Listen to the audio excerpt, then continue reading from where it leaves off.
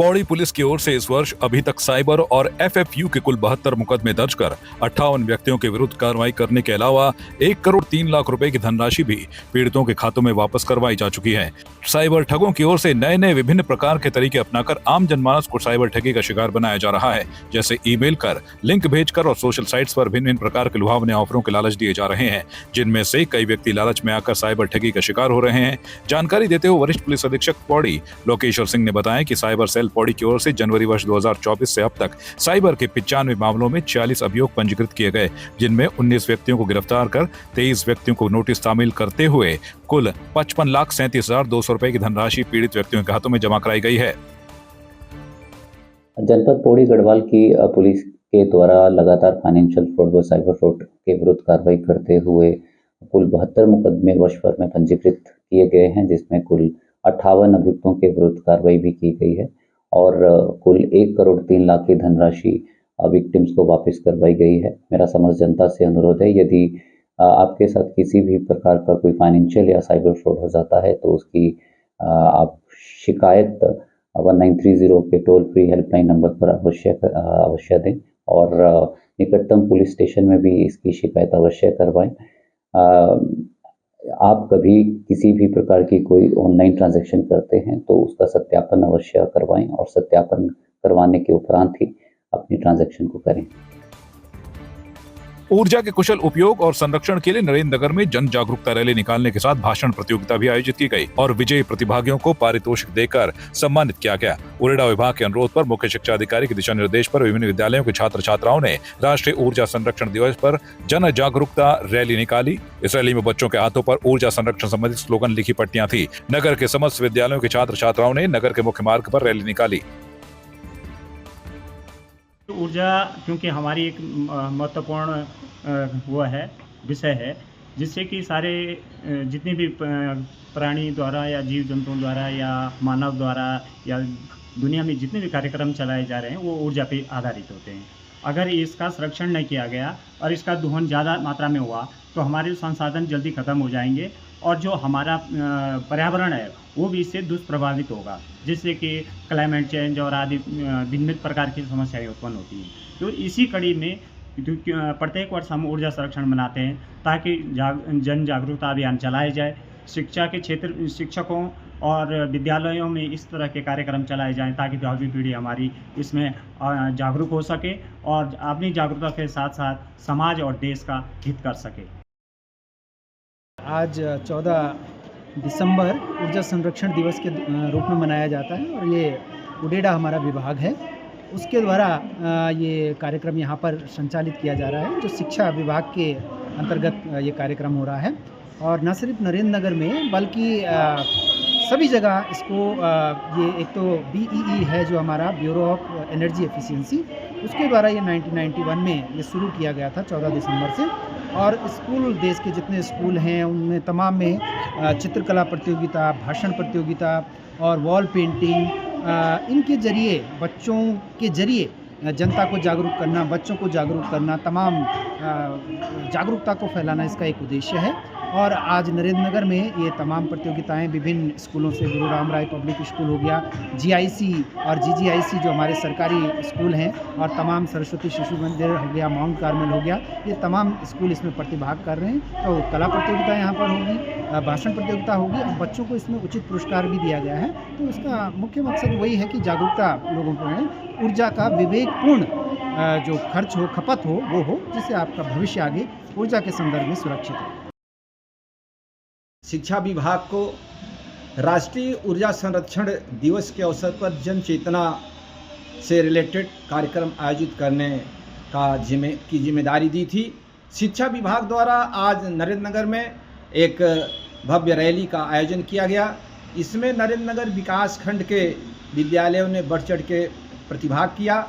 इस दिवस को मनाने का उद्देश्य है हमें अपनी ऊर्जा ज़रूरतों को कम करना चाहिए और हमें पूरी कोशिश करनी चाहिए कि जो ऊर्जा के पारंपरिक स्रोत हैं, जैसे कोयला है, पेट्रोल है, जिन्हें हम जीवाश्म ईंधन करते हैं, इनका यूज कम से कम करें और वैकल्पिक ऊर्जा के स्रोतों को, जैसे सोलर एनर्जी है, पवन ऊर्जा है, हमें इसको प्रमोट प्रदेश में नगर निकाय चुनाव को लेकर जारी आरक्षण सूची में महिलाओं की भागीदारी को बढ़ाया गया है, जिसमें नगर निगम में 36%, नगर पालिका और नगर पंचायतों में 34% सीट महिलाओं के लिए आरक्षित की गई है। ऐसे में मुख्यालय पौड़ी नगर पालिका की सीट पहली बार महिला सामान्य के लिए आरक्षित होने पर भाजपा जिला अध्यक्ष सुषमा रावत ने इसे प्रदेश में महिला सशक्तिकरण की ओर बढ़ता हुआ एक सराहनीय कदम बताया है। जानकारी देते उन्होंने कहा कि जिले में नगर पालिका पौड़ी के साथ नगर पंचायत थलीसैंण में अध्यक्ष पद पर महिला सीट आरक्षित होने पर महिलाओं की भागीदारी बढ़ने से लंबे समय से राजनीति में प्रयास कर रही महिलाओं को अवसर प्रदान होंगे। का धन्यवाद करना चाहती हूँ कि जिन्होंने पहली बार यहाँ पर महिला सीट की है पौड़ी नगर पालिका की, और पूरे जिले में 2 सीट महिलाओं की हुई है, एक नगर पंचायत थलीसैंण में और एक पौड़ी में। और मैं क्योंकि पौड़ी एक ऐसा शहर है जहाँ पर हर साल महिलाएं अपनी तैयारी करती थी, आज महिलाएं अपने को बहुत ही गौरवान्वित महसूस कर रही हैं कि मतलब पहली बार जो नगर पालिका की हमारी सीट हुई है।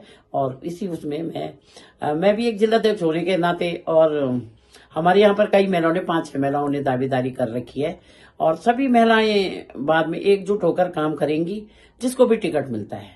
देखो पार्टी फॉरम में तो ऐसा है कि दावेदारी करने का सबको स्वतंत्र है, क्योंकि सबकी इच्छा होती है कि मैं भी दावेदारी करूं और मैं भी दावेदारी करूं, परंतु एकजुट कर काम करेंगे और अपनी नगर पालिका पौड़ी को जिताकर हम सरकार की झोली में डालेंगे। अब मेरे पास 4 सीटें आती हैं, 2 नगर पंचायत है, 1 नगर पालिका है और 1 नगर निगम है। अब मैं आश्वस्त करती हूँ सरकार को कि मैं 4 सीटें जिताकर आपकी झोली में डालूंगी। बस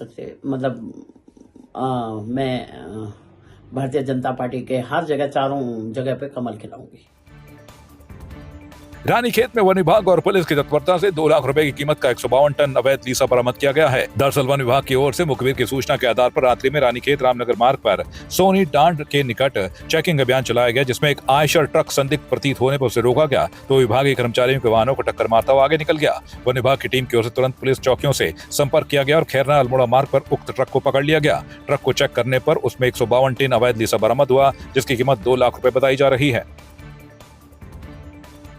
मुखबिर खास की सूचना पे हमें ऐसा बताया गया था कि लीसे का अवैध अभियान जो है रानीखेत वन क्षेत्र के माध्यम से किया जा रहा है। यहाँ से कोई गाड़ी लीसे का अवैध अभियान करते हुए गुजरेगी, तो जिसकी सूचना मिलने पर हमने अपनी रात की गश्त को और बढ़ा दिया, चेकिंग अभियान बढ़ाए।